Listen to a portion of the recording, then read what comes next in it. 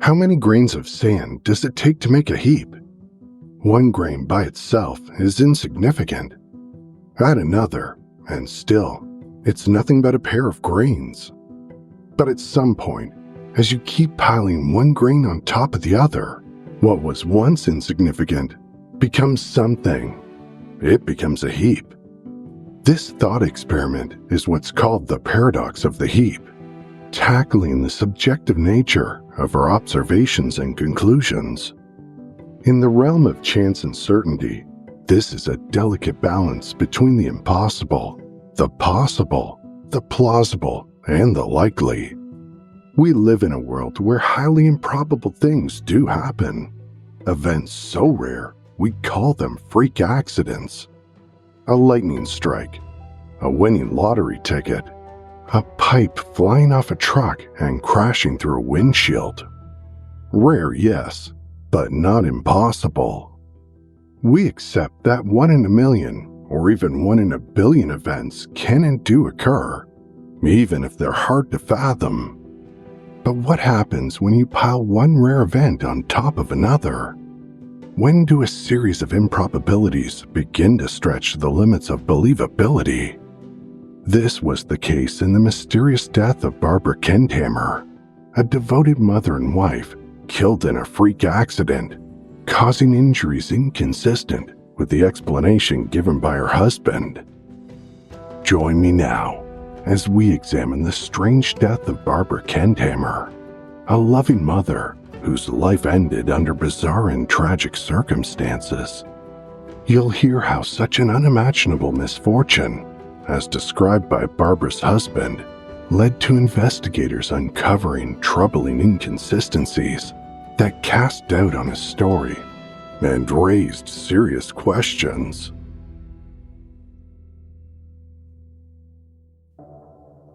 Randall Erler was running late for work on Friday, September 16, 2016. He was scheduled to arrive at the job site to install drywall at 8 a.m., but found himself 2 or 3 minutes behind. The job site was located at a rural home on Bergen Coulee Road, just outside West Salem, Wisconsin. It had been a dreary morning, with overcast skies and a light mist hanging in the air. But Randall, an avid hunter, saw it as an opportunity to roll his windows down and keep his body acclimated to the outdoor conditions. As he turned onto Bergen Coulee Road, Randall noticed a dark gray sedan stuck in a ditch off to his right. It looked as if the vehicle had accidentally backed into the ditch. My windows were down. When I saw the vehicle there, I looked to see if there was somebody that was trying to do the Y-turn that I could help, maybe just pull the car out with my truck. It's a 2004 Chevy Silverado, 4-wheel drive. As I looked into the windshield as I was going by at about 4 to 5 miles an hour, I could see the passenger door was open. I saw it through the windshield. As I was just driving by, I could see the passenger was open, so I thought maybe there was 2 people in the vehicle, and if they were just walking. So I didn't see anyone, so I went up to the job site.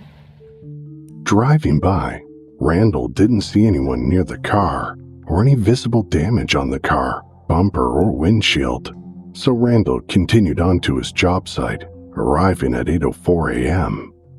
About 10 minutes later, he heard sirens approaching Bergen Coulee. 2 days later, Randall received an unexpected call from the police. What Randall had seen that day would become a key piece of evidence in a murder investigation. You see, by the time those sirens and first responders arrived at the sedan in the ditch, there was somebody at the car site. 46-year-old Todd Kendhammer and his wife of 25 years, Barbara Kendhammer. One of them was covered in blood. The other was barely clinging to life. Todd and Barbara were lifelong locals to the area, both born in La Crosse, Wisconsin, just 12 days apart in 1970. Throughout their childhood, the future husband and wife attended different local schools. But during Todd's junior year of high school, their paths would cross for the first time. I met Barb in 1986 at her brother's wedding. He married my cousin, and Barb was at her junior prom, and she came in with a couple of her friends. And when she walked in, I went to my cousin Rhonda and asked her who it was. There was something, just the way she was. I talked to her a little bit. It was a picture book saying, just one of these things where you know immediately, that's the girl you want. That's the girl I want to talk to. I want to get to know this girl. And that's the feeling that I had the first time I met Barb. Much to Todd's dismay, he learned that Barbara already had a serious boyfriend. I wasn't pursuing her as a girlfriend at the time. I wanted to get to know her, see who she was, how she was. I had a feeling that I wanted to, but I did not pursue it like that at first. Just hung out with her, did stuff together. We went mud bogging, we went four-wheeling, snowmobiling, walking, talking, go down to Riverside, a lot of stuff like that. We had a lot of stuff in common. Todd spent the next 3 years stuck in the friend zone with Barbara. But after breaking up with her boyfriend following high school, sparks started to fly between Todd and Barbara. By the summer of 1990, Todd and Barbara were engaged and married the following August. And it wasn't long before they welcomed the births of their 2 children, Jessica and Jordan. Todd spent most of his life working in the glass installation and repair industry, beginning from the time he was 14.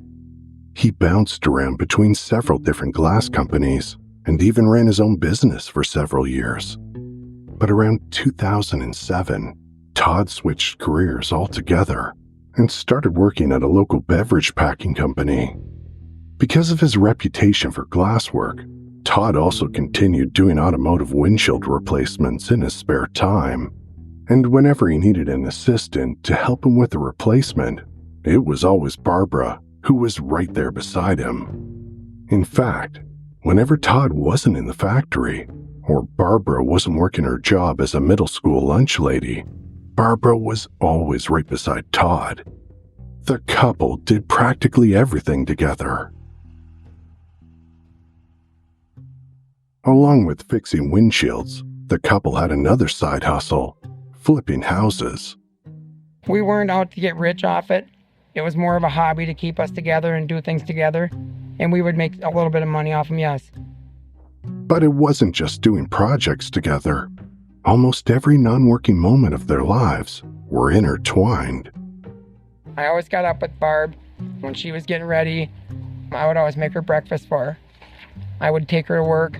And when she got done with work, we'd always go get a little snack or something after work. And then we'd either go home, take a walk, go home, make supper, go home, mow lawn, go get ice cream, and we'd sit down, maybe take another walk after dinner, and then we'd just watch a little TV and go to bed. I always called her. I knew when her breaks were. So I would either take break when her breaks were and call her or text her, or when she got done with work, I'd always call her a little bit after 2 o'clock to see how her day was and talk and stuff. She always had a big dinner made when I got home. It wasn't ever frozen meal or like that. It was always something. She loved to cook.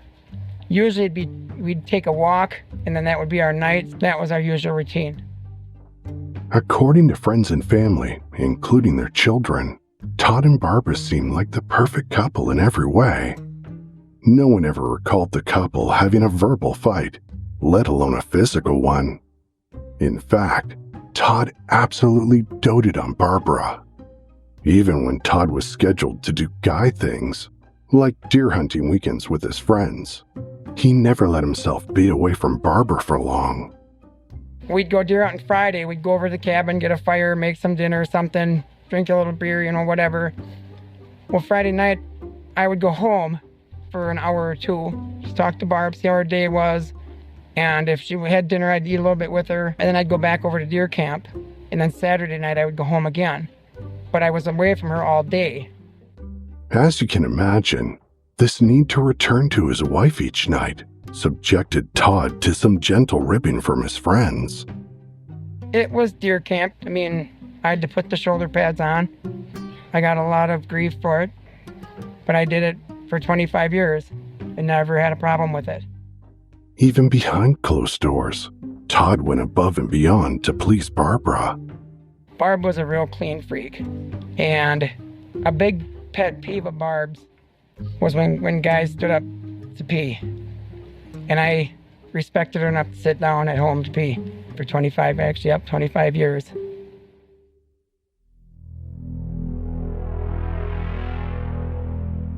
You ever notice the second you're dealing with an issue, maybe even a slightly embarrassing one, suddenly your entire social media feed is flooded with posts about it? I'm talking tips, miracle products, unsolicited advice from total strangers. And because you've already spent your life savings trying to fix the problem, then you start abandoning all logic and start clicking and trying everything, even the weird stuff. Well, that was me a little over a year ago when I started to notice my hair wasn't as thick as it used to be. In fact, I could see it actively thinning to the point I started mentally tracking every strand that showed up in my brush or in the shower drain. And as each day passed, I was feeling more and more anxiety about it. And then, thankfully, I learned about Nutrafol. Now, unlike a lot of things I tried, Nutrafol was one of the first that actually made logical sense and was backed up by science, with a whole-body approach supporting hair growth from the inside, addressing the real root causes of thinning, like stress, hormones, nutrition, and more. So for over a year now, I've been taking 4 capsules a day, but it was after a few months that I started noticing a shift. Less shedding, more fullness, my hair even felt healthier. And more than anything, I just felt like myself again, radiant and confident. Nutrafol is the #1 dermatologist-recommended hair growth supplement brand trusted by over 1.5 million people. It's physician-formulated with 100% drug-free ingredients and clinically tested to work. In just 3 to 6 months, many people see visibly thicker, stronger hair with less shedding. Now, one of the great things about Nutrafol is that they offer different formulas for men and women, tailored to life stages like postpartum or menopause, and even plant-based lifestyles. So it's actually made for you. So if you've been quietly worrying about your hair like I was, this is a good place to start.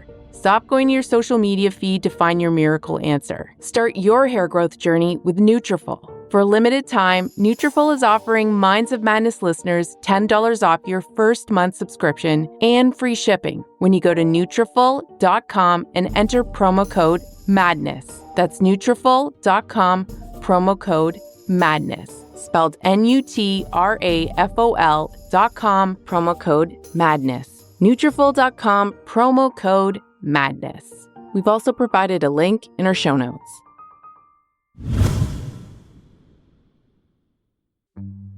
Every single year, the Kendhammers took an annual family camping trip to the Warrens Cranberry Festival.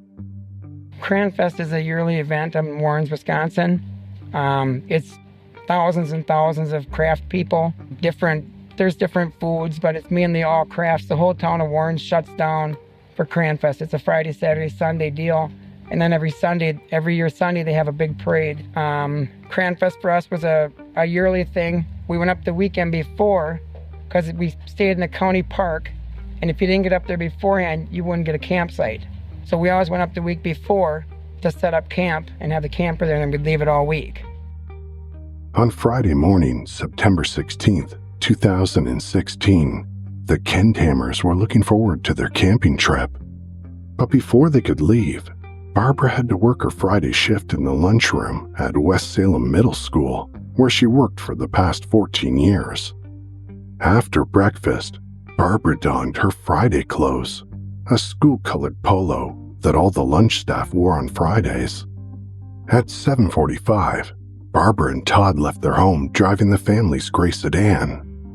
As Todd drove, Barbara held on to her massive Bubba mug in the passenger seat, a 52-ounce stainless steel mug that she never went anywhere without. But instead of driving south to take Barbara to school, however, Todd turned north along County Road M. We were going to take a quick jog over Highway M to the bottom of the the Shufflebine Hill on the West Salem side and see if we could find that blue Ford pickup. According to Todd, he had a friend with a windshield that needed replaced on his F-250 pickup truck. It was supposed to be sitting at the end of the driveway with the keys inside. Todd's plan was to find the truck and drive it back to his house, while Barbara drove the car into work. We got in the car and headed down the road. We were headed over to Shufflebine Hill. We went down County C to Osmus Road to County M. It depends where it is. I mean, there's some sharp curves on it and stuff, but normally I do 55, 58. Because of the rain and the overcast and the fog, probably not so fast. But then, in the blink of an eye, Todd's entire world shattered around him. According to him, he was driving past an oncoming flatbed truck when a 53-inch long galvanized steel pipe rolled off the bed and into his lane. At first, his brain couldn't comprehend what was flying through the air. His initial thought was that a bird was about to crash into his windshield. Todd says he reacted reflexively without thinking and leaned forward. He then lunged his hands into his own windshield, making a desperate attempt to protect Barbara in the passenger seat. He struck the inside of his windshield hard enough to crack the glass, almost breaking through entirely. But his effort wasn't enough to prevent a 10-pound projectile from crashing through the windshield and striking Barbara. Everything happened so fast. After I lunged, the pipe come through the windshield. Barb started flailing and moving around. And I was to the coulee road, so I quick turned onto the coulee road. And I thought I put the car into park, but I apparently put it into reverse. And that's how I ended up in the ditch the way I did. He looked over and saw that Barbara was seriously injured. By the time the car came to a stop in the ditch, she'd stopped moving. I remember getting out of the car. I walked around the back of the car. I opened her door, and she was leaning forward, and the door wouldn't stay open. It wanted to keep coming shut on me. I don't know how many times I tried to jar the door open. I couldn't get the door to stay open. I wanted to get Barb out. She wasn't moving at the time. I opened the door. The pipe was hanging there. The pipe was in the way. I reached under. I had to get rid of the pipe, so I don't know if I threw the pipe or set it down. I don't know what I did with the pipe, but I got it out of the way. I tried to reach under Barb to lift her out of the car, and I couldn't. It was on the incline in the mud and the door. I couldn't get under her to get her out. So I jarred the door open. I don't know how it stayed open, but it finally stayed open. And I got a hold of her. I got a hold of Barb, and I tried to pull her out, and something was caught. I tried to take her out. I think I tried to take her out nicely, but I couldn't get her out. Something caught. So I gave a tug, and when I did, we fell backwards, and she landed on me, and I rolled her off of me, and I started doing CPR on her. According to Todd and Barbara's cell phone data, the accident had taken place sometime between 8 and 8:02 a.m. 3 minutes later, at 8:05, Todd frantically called 911.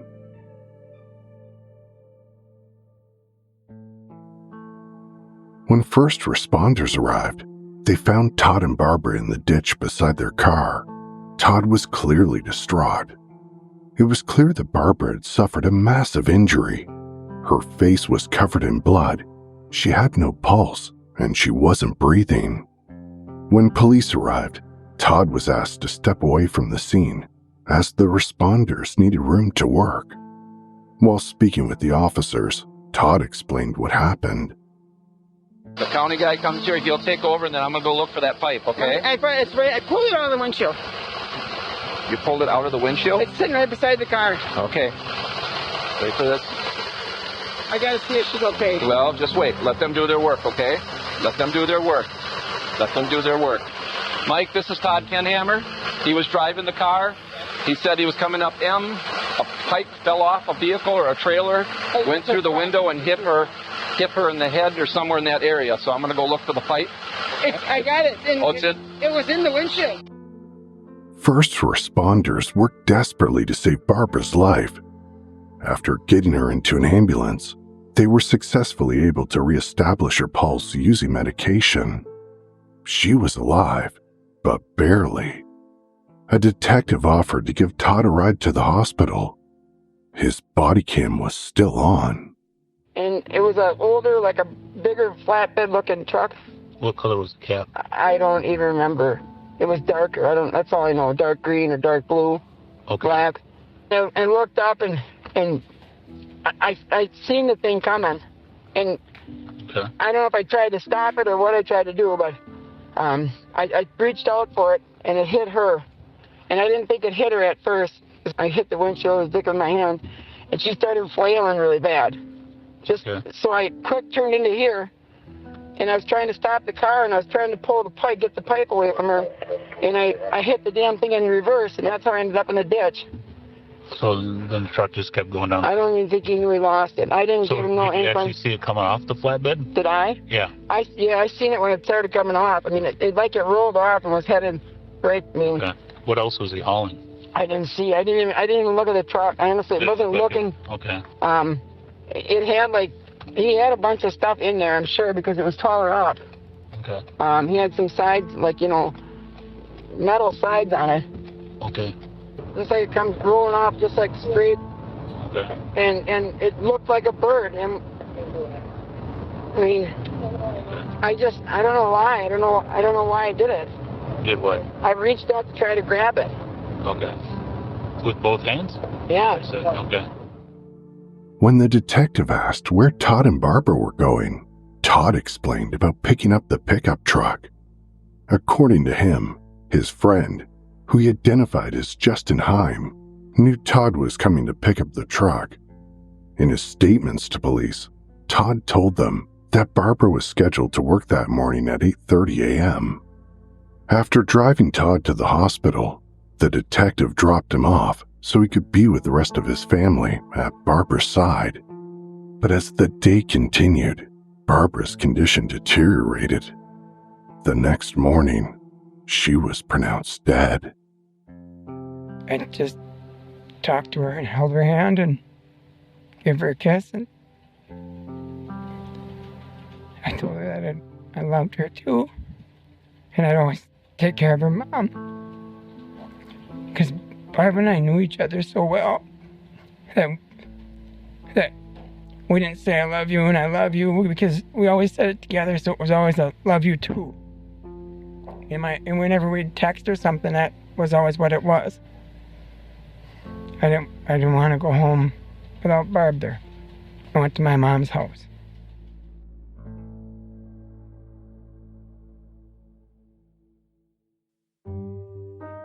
Despite Todd's story of a freak highway accident, detectives approached the investigation as a potential homicide.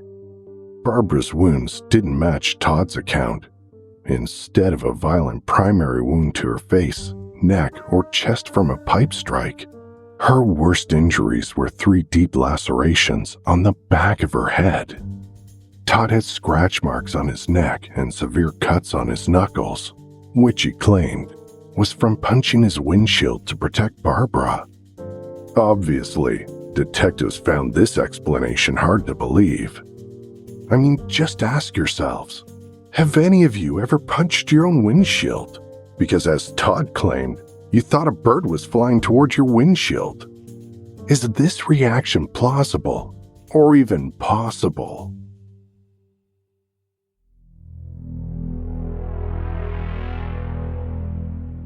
You know that thing Tyler says at the top of every episode? Join me now. Well, last week, I used that exact line on him. I asked Tyler to join me now in finally letting go of the deodorant he's been using since 2003.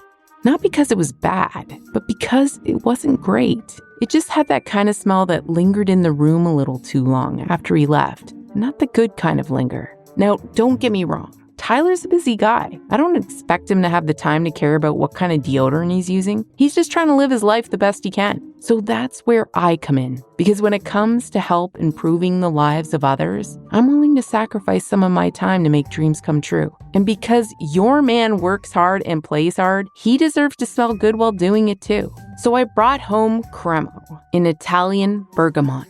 And when he put it on, I was like, okay, sir, I see you. I might have even followed him into the next room. It smells fresh, clean, a little citrusy, and like someone who has their life together and knows the difference between cologne and body spray. Now, one of the great things about Cremo deodorant, and the thing that I know your man is going to appreciate, is that they're professionally designed to provide 48-hour protection. I don't know who needs that long of protection, but just in case, it's available, and it's in scents that actually stand out in the best way possible. So they've got 2 new scents, Italian bergamot with neroli blossom and vetiver, and also Palo Santo, which is smoky warm and low-key irresistible.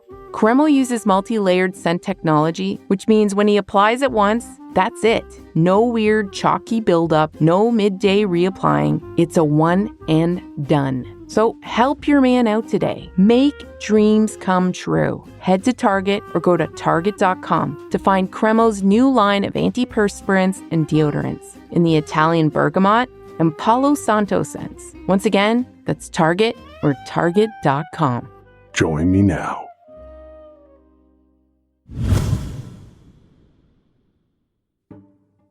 Detectives processed the scene, collected evidence, and set about finding the truth about what really happened that morning. They reviewed security footage from a nearby horse farm, which showed Todd and Barbara's vehicle passing at 7:57 a.m., but they never saw the dark-colored flatbed truck Todd claimed was involved in the accident. The pipe that allegedly struck Barbara was found on the ground beside the vehicle. Although no blood was observed anywhere on the pipe, they saw that one end was covered in rust-colored dirt. Traces of a similar dirt were found on the passenger seat and, surprisingly, inside the trunk. A blade of grass matching the ditch vegetation was found poking out of the closed trunk, suggesting it had been opened after the car went off the road. Was it possible that the pipe came from the car's trunk and not from an oncoming truck? Inside the car, glass shards covered the passenger seat and floor, but none were on the door's map pocket, indicating the door was open when the window broke. 2 days later, the witness, Randall Erler, told police that when he passed the Kendhammer's car, the windshield was intact, and neither Barbara nor Todd were visible at the time, begging the obvious question, where were they? When forensic pathologist Kathleen McCubbin performed Barbara's autopsy a few days later, she'd already seen the police reports and Todd's account of what had happened. But when she examined the body, she saw a very different story. We can see that there was a 1-inch bruise or contusion, sort of the left upper forehead region. Then there was a 1-inch laceration on the middle part of her forehead. Then there was a 1/4 inch pink-purple bruise that was sort of between the eyebrows. Now around both eyes, there was bleeding that can collect around the eyes, and you tend to see that sometimes when you have injuries, for instance, of the nose or forehead, and the blood seeps around the eyes, giving you that raccoon eye appearance. When I examined her nose, I could feel that there were palpable fractures in the nasal bones. On the left temple, I noted that there was a 1/4 inch abrasion or scrape. Along with the injuries to Barbara's face, there was a constellation of bruises on her chest, arms, legs, and extremities. But the most serious injuries were found on the back of her head. There were 3 lacerations on the back of the head, or what we call the occiput, kind of the back lower portion of the head. There was one on the left side that was 3/4 inch, and then there were 2 on the right side that were right next to each other. I did not see anything with a curvilinear pattern to suggest that the end of a pipe struck her forehead or nose. She also examined the possibility that Barbara had ducked her head forward, exposing the back of her head to the pipe impact. I also think that if a pipe was traveling with great force and struck the back of the head, If you're going to say that these were all from the pipe, then it would have to be traveling sort of tangentially across the back of the head. And I believe that in that situation, it would actually avulse the tissue because the intense energy of the pipe traveling at that speed into the back of the head would cause worse damage than just these few lacerations. Beneath one of these lacerations to the back of her head, the pathologist discovered a skull fracture. There were also severe injuries found on Barbara's neck. The cricoid cartilage was fractured, and there were multiple fracture portions on the front of the ring. Cricoid fractures can be seen in either compression of neck, such as manual strangulation, where there's intense pressure on the cricoid. They can be seen in blunt impact injuries. The pathologist examined all these injuries to form her professional opinion. Barbara had died from blunt force trauma to the neck and head, but not the way Todd had described. I did not see any impact site on the body to me, such as what you would expect to see if a pipe was coming through at a high rate of speed and impacting the body. I would expect there would have been much more devastating injuries. Looking at the totality of the injuries, looking at the injuries on multiple sides of the head, the 3 lacerations on the back of the head is particularly concerning to me because I don't feel that that's likely consistent with the pipe striking the back of the head. I don't see an alternative mechanism that I feel would be consistent with causing that injury in this scenario. The findings of the autopsy confirmed the detectives' suspicions, and when they began looking into the other details surrounding Todd's story, their suspicions grew even deeper.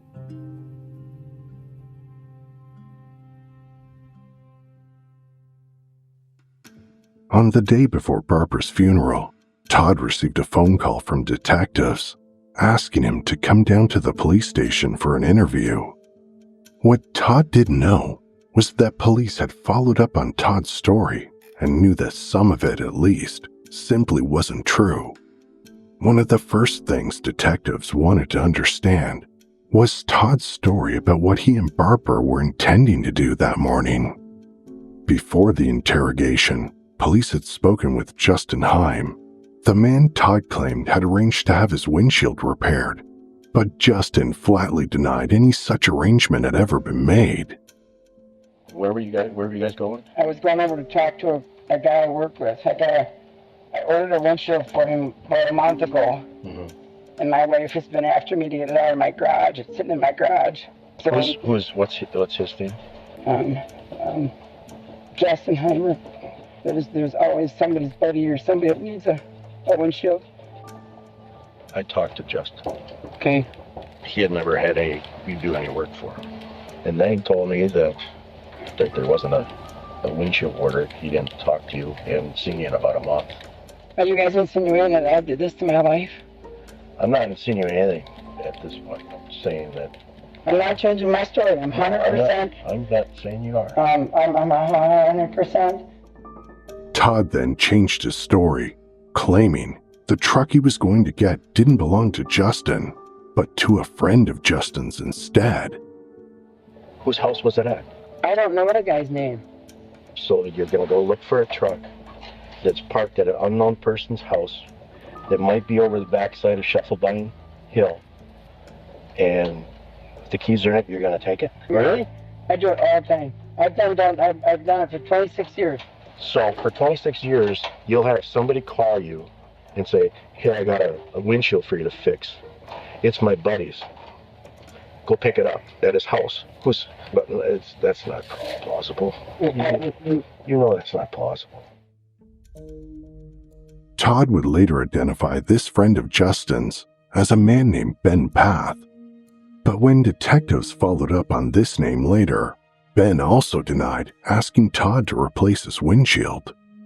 Detectives also didn't overlook the fact that the entire reason Barbara was in the car at all was because she was on her way to work that morning. So they asked Todd if the school was okay with Barbara coming in late for work. But sometimes she doesn't have to go to kind of lax on the time that she shows up for work. Does she have to call somebody and report that, or? No, if she's not there by 8:30, then she has to be. If she's not there by 8:30, then she's got to call and let them know. Okay. If it's gonna be after 8:30. The detectives, however, had already discovered that Barbara started her school shifts promptly at 8 a.m., not 8:30, which meant at the time of the accident, even if they'd turned around immediately, Barbara would have been running at least 10 minutes late for her shift. And another thing they learned, Barbara was never late for work. And if she was, it was impossible to imagine she wouldn't have called in to alert them. She was so reliable, in fact, that by 8:02 a.m., the school was already calling Barbara's phone to see where she was. It was a phone call she never answered. When pressed for details on what happened after the pipe supposedly came through the windshield, Todd was uncertain, foggy, or couldn't remember almost any single detail. He didn't know exactly how he removed Barbara from the car. He couldn't remember removing her seatbelt. He couldn't describe where the pipe was inside the car, or why it was even necessary to remove it completely from the windshield. He didn't know why he hadn't called 911 immediately, and he couldn't explain the scratches on his neck, or recall if he'd opened up the trunk in the ditch. For almost every detail, Todd gave multiple possible explanations. But there was one thing he was entirely certain of. He'd never seen Randall Erler's truck drive by.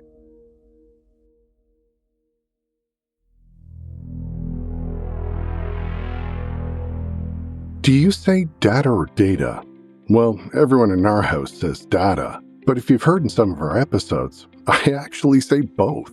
And I thought paying a fortune on my monthly data plan was just normal. That was until I found out about Mint Mobile and their premium wireless plans that started just $15 a month. I can't tell you how many friends I have that switched to Mint Mobile, and they constantly rave about the quality of Mint Mobile's wireless service in comparison to their old provider, and how many of them are so happy they left the big three. Just think about how much money you could be saving by switching to Mint Mobile. It's time to get rid of your overpriced wireless plans, jaw-dropping monthly bills, and unexpected overages. All plans come with high-speed data, or data, your choice, and unlimited talk and text delivered over the nation's largest 5G network. Use your own phone with any Mint Mobile plan and bring your phone number along with all your existing contacts. Ditch overpriced wireless and get 3 months of premium wireless service from Mint Mobile for $15 a month. No matter how you say it, don't overpay for it. Shop data plans at mintmobile.com/madness. That's mintmobile.com/madness. Upfront payment of $45 for 3-month 5GB plan required, equivalent to $15 a month. New customer offer for first 3 months only, then full price plan options available. Taxes and fees extra. See Mint Mobile for details. In the weeks that followed, investigators continued examining all the forensic evidence from the accident, and 3 major discoveries were made. First, no traces of blood were found on the pipe. Yet, despite there being no blood, Barbara's DNA was discovered on both ends of the pipe. In Todd's version of events, Barbara's DNA should have only been on the end that struck her.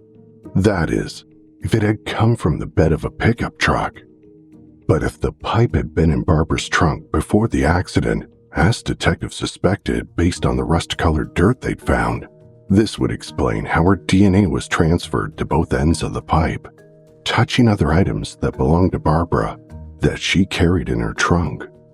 Second, a crime scene analyst studied the crack patterns on the windshield itself and discovered that right beside the hole the pipe had penetrated through was another smaller impact site that occurred just prior. And investigators had a theory of what had caused it. They believed it was Todd himself who punctured the windshield with the pipe to stage an accident scene. But this clearly had taken him 2 tries. One failed attempt, the first impact site, and a second attempt, the successful attempt when the pipe went through. And finally, lab results confirmed the presence of Todd's DNA beneath Barbara's fingernails. Todd had scratches on his neck. Detectives now believed they knew how he'd gotten them.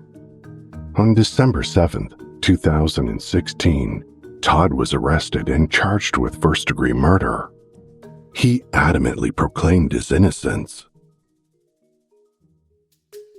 Despite Todd's arrest and the mounting case against him, practically every single one of his friends and family members believed Todd's claims of innocence.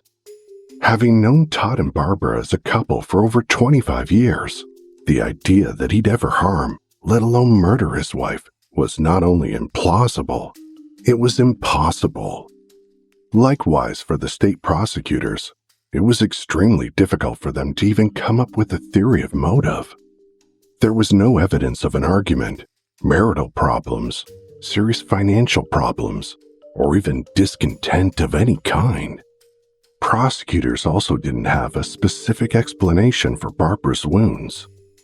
They contended that Todd had beaten her and strangled her to death using his fists, but it was also possible he'd bashed the back of her head into one of the car rims where the blood had been discovered. But the main point of their case was that it simply couldn't have happened the way Todd had described it. And if Todd was lying about what had happened that day, if it wasn't a freak pipe accident, then the only possible verdict was murder.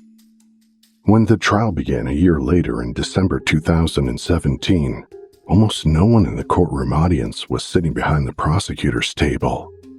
All of Todd and Barbara's friends and family were sitting behind Todd's defense table. The defense presented expert witnesses to explain how it all could have happened exactly the way Todd had described it. I think the injuries here are entirely consistent with the accident as was described by Mr. Kendhammer. This is Dr. Dean Cook, an emergency room doctor presented as a witness by the defense. Pipe's coming towards the windshield. It sets off a bit of a warning to you. Your instantaneous reaction to that is to try and get out of the way of that or to block it. You do one of the two things, and most people, the normal reaction is to duck. Now, he tries to hit the windshield. The windshield has a dent going outward, so he obviously had to have hit the windshield to make a dent go outward. She sees this coming. She ducks. That's the only thing she can really effectively do is try and duck. She goes to duck, gets as low as she can forward. Pipe comes in. First blow, the long laceration is the pipe. Stuff comes in, it moves. In this case, it doesn't have to go through you to do damage to you. It comes in right next to her.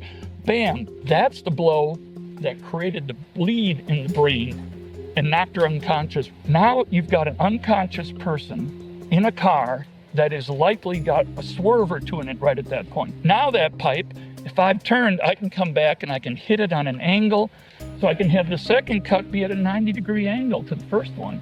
This is a smaller cut, less force.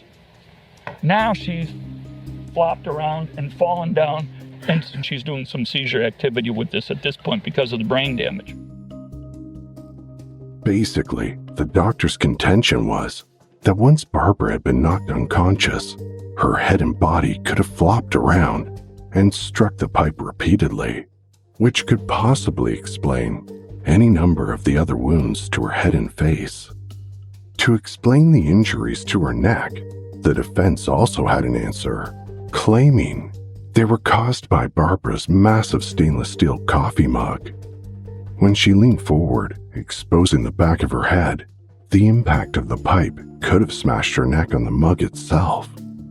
Likewise, it may have smashed her face into the dash as well, causing her broken nose.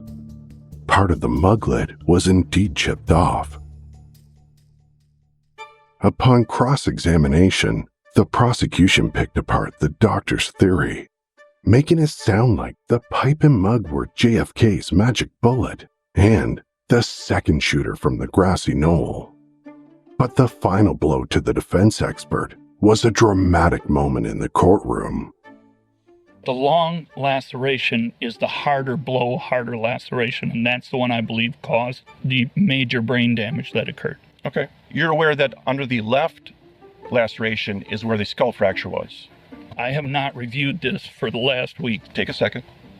If the skull fracture is under the left, then that would have been the first blow. That would have been the hardest blow. Which would be in this picture, the bottom one. Which in this picture would be the bottom one. You're changing your testimony from direct when you said it was the right one. Well, then I'm saying that the blow where the skull fracture occurred had to be the hardest blow. That would be impactively where you'd first have that. The hardest blow is likely to be the first blow when the pipe first came through. I understand. Okay. Do you understand that that means that would be the left side and not the right, as you testified earlier? I have my left and right off on what I was saying with this, but yes. Okay. What did they say about a person who can't even tell their right from left? The prosecutor expertly dismantled almost every single defense witness in a similar fashion. Like another doctor of biomechanics, who doubted Todd could have rammed a pipe through the windshield using his bare hands. Whether they could generate the force is another issue. I don't know. To put a pipe through a windshield? You know they can, right? Put a pipe through a windshield? Dr. Bates, you know they can. Men have put rocks through windows, phones through windows. And I've seen people try to penetrate a windshield and not succeed the first try. Like in this case. Thank you. Objection. Questions? It's rare to get actual Perry Mason moments during a real trial, but getting a doctor to admit his entire theory was based on the wrong primary wound, and another doctor to confirm the state's case that a person might fail to puncture a windshield at the first try were two big ones. But the biggest was yet to come. Todd Kendhammer spent 2 days on the stand testifying in his own defense. During direct examination, he addressed the single biggest hole in his entire story. Where exactly were he and Barbara going on the morning of her death?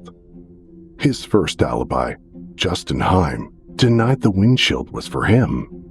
His second alibi, Ben Path, also denied it. But at trial, Todd finally remembered exactly whose truck it was he was going to retrieve that day. When mentioned that I had this windshield I wanted to get rid of. And what is it that today you can recall about that conversation? Scott Torgerson had brought it up that he knew somebody and he mentioned somebody. Do you remember the name of the person he mentioned? It was Jerry Logging. Jerry Logging was a name that had never yet been mentioned in this case. On cross-examination, the prosecution pressed Todd on his newly created alibi. You said that you were driving to look for a truck, but you really had no idea where the truck actually was. I had an idea where it was, yes. Did you ever talk to Jerry Logan about his truck? No. Do you know where Jerry Logan lives? Not exactly, no. So you were driving around looking for a person that you hadn't talked to and don't know where he lives, right? Correct. On a day that Barbara has to go to work. Correct. They also pressed him about the time that Barbara was supposed to start work that morning. You told the police from the very start that Barb worked at 8:30, right? I did tell him that, yes. You lied about that too, right? I didn't lie. She didn't work at 8:30, right? There were mornings she started at 8:30. And in September, the entire school year so far, every day was 8 o'clock, right? Yes. And she couldn't just not show up at 8:30, right? She'd have to call. If she was going to be significantly late, yeah. Can you identify which day that falls she worked at 8:30? No, I can't recall. Well, there aren't any, are there? Can you show me a day in there where she worked at 8:30? I can't show you a day that she worked at 8:30, no. Is it possible Barb just didn't know for the first time that year she had to work at 8:30 instead of 8? No. On the day that she died, she didn't do the one thing that she always did. Yes. You don't find that odd? I find a lot of things odd, yes. You have no explanation for that, though? I do not have an explanation for that, no. After Todd's testimony, the prosecution called a surprise rebuttal witness. In a shock to the courtroom, they called Jerry Logging to the stand. On County M, are you aware of where Bergham Cooley Road is? Yes. Would your residence be north or south of Bergham Cooley Road? South. And for people who might not be good with directions, that would be closer to West Salem? Closer to West Salem. The location of Jerry's house meant that Todd and Barbara had already driven past it when the supposed pipe accident occurred. But that wasn't the only bombshell. Do you also own a truck? Yes. What kind of truck? F-250 Super Duty. What color is it? Blue. Where do you usually park that truck? In the front yard. And how close is that to the roadway? 50 yards at the most. Where you park your truck, are you able to see that truck from the roadway as you drive? Absolutely. Had you talked to Mr. Kendhammer about fixing a windshield on that truck in 2016? No. Do you have two brothers that work at Crown Cork and Seal with Mr. Kendhammer? Yes. Did you talk to them at all about needing a windshield for that truck? No. In September of 2016, well, at any time in 2016, did you talk to Todd Kendhammer or anybody else about needing a windshield for your truck? No. That's all I have. For the third time in as many tries, Todd's explanation for where he was going that morning turned out to be complete and utter fiction. You waited somewhere between 3 and 5 minutes to call 911, and it's a long time. Think about what you can do in 3 minutes is a long time. That's a boxing round. How many punches can be thrown in 3 minutes? A lot. How much damage can be done in 3 minutes? A lot. How much time goes by in 3 minutes as you're trying to do CPR, not calling 911? If you were to find him not guilty, you would have to believe he was a victim of not only an accident that defies physics and all the physical evidence, but a series of incompetent law enforcement officers, an incompetent medical examiner, and an incompetent crime lab. And his stories of looking for a truck that belonged to a person that he didn't know where he lived, and didn't know how he was going to get the truck are true. And that Barb, for some unknown reason, was going to be late to work for the first time ever on the same day that she happened to be killed. The case that Barbara was not killed in the way Todd described was overwhelming. But still, the prosecution was never able to establish any clear evidence of motive. Everyone in Todd and Barbara's lives described them as having a perfect marriage. What on earth could have made Todd snap like that then? The prosecution had a theory. I also think the fact that everybody put so much pressure on Barb to have this perfect marriage, it becomes a little harder to tell people it's not perfect. When people put you up on a pedestal and talk about how, oh, he takes care of you, he holds your hand, he's always calling you, he's always texting you, he must really care about you, it's a little harder to give people some bad news and say, maybe it's not all so rosy. When you look at the phone records that we were shown by the defense and the text messages, we only saw a little bit, but there's a lot going in one direction. He would drop her off at work. He would call her at the first break. One of the texts said, call me when you get done with work. He would call her after work. He would come home from deer camp to be with her. At some point, the woman doesn't have a choice but to say she's in a happy relationship because he's always on her, always contacting her, always with her, and doesn't give her a breath. If this isn't a controlling relationship, I don't know what one would look like. He was constantly checking up on her, checking where she was. I don't think she had a choice but to be with him. And the people that are supporting Todd don't believe the physical evidence that's right in front of their eyes that we presented at trial. Why would they have believed Barb if she had said just verbally, there's a problem in our relationship? The people that put Todd on a pedestal and put their marriage on a pedestal, how would she have gone to them and said, you know, things aren't so good, or he doesn't give me the freedom that I want, or he is controlling? They wouldn't have believed her, and she would have gotten the backlash that you see now. When the case was handed over to the jury, they returned a unanimous verdict 9 hours later. State of Wisconsin versus Todd A. Kendhammer. We, the jury, find the defendant, Todd A. Kendhammer, guilty of first-degree intentional homicide as charged in the information. During sentencing, a number of Todd's family members spoke on his behalf, all requesting the judge grant Todd the possibility of parole.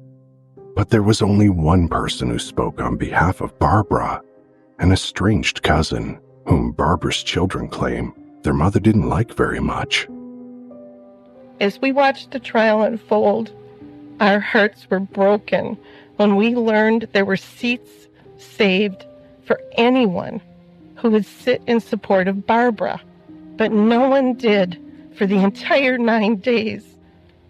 All the while, the seats in support of her murderer overflowed. They say silence is violence. One cannot blame Barbara for not confiding in anyone about her fear for her safety. As we have sadly seen, who would have believed her? Who would have stood up for her? Many in Barbara's extended family did not come here during the trial out of disbelief.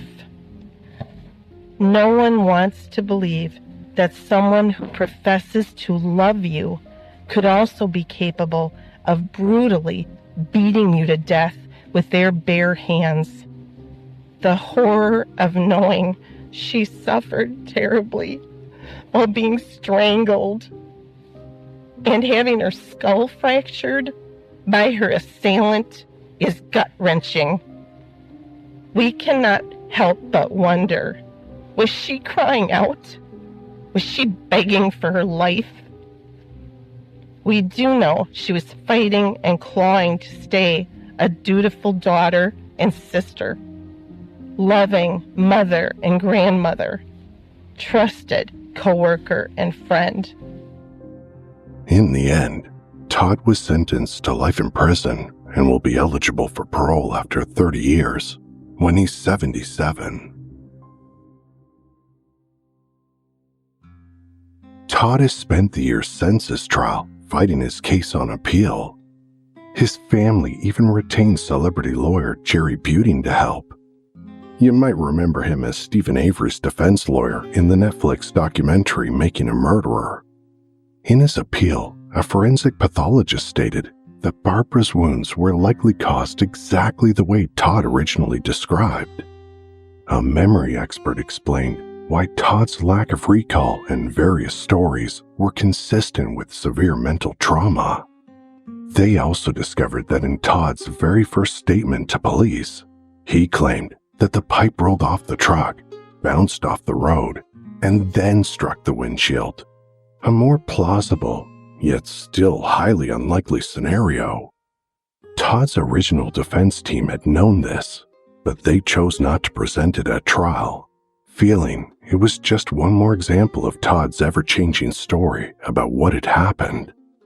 Still, none of this can explain why Todd and Barbara were heading in the wrong direction on a morning Barbara was supposed to start work at 8 a.m. And none of it can explain how the flatbed truck the pipe allegedly rolled off magically disappeared between the accident and the surveillance footage only a mile away. The appeal claimed that Todd's original defense team was ineffective for not producing these other expert witnesses at trial. But in June 2024, the Wisconsin Court of Appeals disagreed, and Todd's appeal was denied. While it's highly unlikely we'll ever know exactly what happened to Barbara that day, there is one thing we know for sure. The life of a devoted mother, wife, and co-worker was tragically cut short at 46 years old, and her sudden, violent death left a community reeling and a family devastated. While the courts have rendered their verdict, the lack of clear motive continues to puzzle many. Barbara's story serves as a stark reminder of how quickly life can change, and how even the most seemingly perfect relationships can harbor unimaginable secrets. As years pass, it's crucial to remember Barbara not for how she died, but for the love and joy she brought to those around her.